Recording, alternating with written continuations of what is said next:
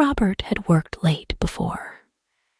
He'd done his fair share of all-nighters in the high-rise office building, where the lights flickered and the hum of the air conditioning felt like a constant companion. But tonight was different. Tonight was his last chance to finish the report before the big meeting tomorrow, and he was the only one left on the entire 15th floor. Or so he thought. It was close to midnight when he heard the screams. They echoed from the lower levels, bouncing off the concrete and metal, rising to meet him like a wave crashing against the shore. Robert froze, his fingers hovering over the keyboard, and listened. The screams were chaotic, mingling with shouts and the unmistakable sound of something breaking. Glass, furniture.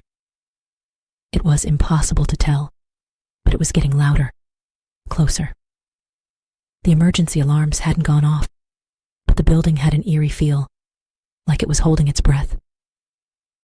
Robert stood, knocking over his chair, and moved to the large windows that overlooked the city. From up here, the city looked calm, with traffic lights and street lamps casting a warm glow. But it was just a facade. In the streets below, he could see people running, scattering like ants in every direction. A loud crash made him jump, and he turned back toward the office door. The emergency lights flickered on as the regular lighting cut out, casting everything in a harsh, red hue. Footsteps pounded in the hallway, fast and heavy, accompanied by more screams. Closer now. Robert felt his heart race, the adrenaline kicking in, and he grabbed his phone, hoping to call for help. No signal. He needed to get out. He ran to the fire exit, but the door wouldn't budge. It was like someone had jammed it from the other side. The pounding footsteps were just outside now, and the screams had turned to guttural growls, primal and terrifying. Robert backed away, his eyes darting around the office. He needed a weapon, anything to defend himself.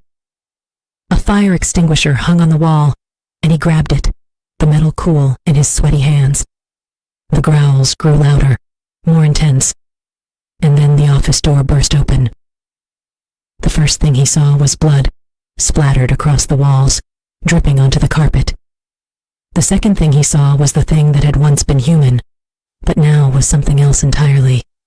Its eyes were empty, its skin pale and stretched tight over bone, and its mouth gaped open in a twisted snarl.